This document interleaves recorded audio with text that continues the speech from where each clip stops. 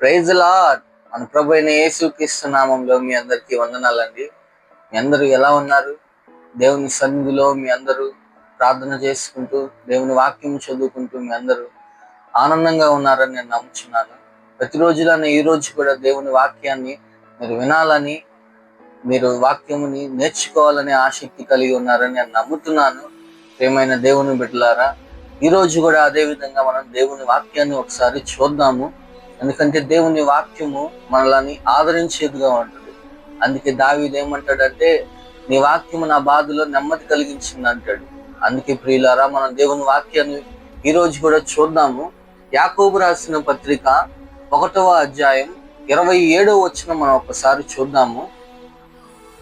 తండ్రి అయిన దేవుని ఎదుట పవిత్రమును నిష్కలంకమునైన భక్తి ఏదనగా, దిక్కులేని పిల్లలను విధవరాండ్రను వారి ఇబ్బందిలో పరామర్శించుటయు, ఇహలోక మాలిన్యము తనకంటకుండా తన్ను తాను కాపాడుకొనుటయే భక్తి. ప్రియమైన దేవుని బిడ్డలారా, ఇక్కడ నిజమైన భక్తి అంటే చాలా మంది ఏమనుకుంటారంటే, గంటల తరబడి ప్రార్థన చేయటం, ఎంతో వాక్యం తెలిసి ఉండటం, బాగా పాటలు పాడటం అనేది భక్తి అనుకుంటారు. కానీ దేవుని దృష్టిలో నిష్కలంకమైన భక్తి ఏది అంటున్నాడంటే, దిక్కు లేని వారిని పరామర్శించటము, తల్లిదండ్రులు లేని వారిని ఆదరించడం, దేవుడు దాన్ని భక్తి అంటున్నాడు. ఎందుకంటే మత్తయి సువార్త 25వ అధ్యాయం 10వ వచనంలో మనం చూస్తే, ఈ నా సహోదరుల్లో మీరు ఒకరికి సహాయం చేశారు కాబట్టి మీరు నా రాజ్యములో నిత్యము జీవిస్తారు అంటాడు. వారందరూ అడుగుతారు, మేము ఎప్పుడు సహాయం చేశామయ్యా? నువ్వు దిగంబరిగా ఉన్నప్పుడు మేమెప్పుడు బట్టలు ఇచ్చాము? నువ్వు ఆకలిగా ఉన్నప్పుడు మేమెప్పుడు ఆకలి తీర్చాము? ఎప్పుడు మేము ఈ విధంగా ఎప్పుడు చేసామంటే, ఇలా వారికి చేశారు కాబట్టి.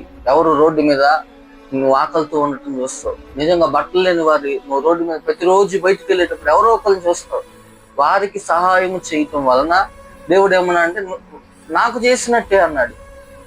కాబట్టి ప్రియులారా, ఆ విధంగా నువ్వు నీకు తెలిసిన వారిలోనే, నీకు ఈరోజు దేవుడు మంచిగా ఉన్నత స్థితి ఇచ్చాడు, నీకు తినటానికి ఆహారం ఇచ్చాడు.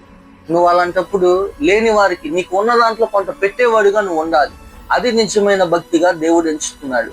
కాబట్టి ఆ విధమైన నిష్కలంకమైన భక్తి నువ్వు చేసేవాడిగా ఎప్పుడైతే మారతావో, అప్పుడు నువ్వు దేవుని రాజ్యంలో నిత్యం జీవించేవాడిగా ఉంటావు. కాబట్టి ప్రియులారా, ఆ విధంగా మీరు మారాలని నేను కోరుకుంటున్నాను. Praise lord.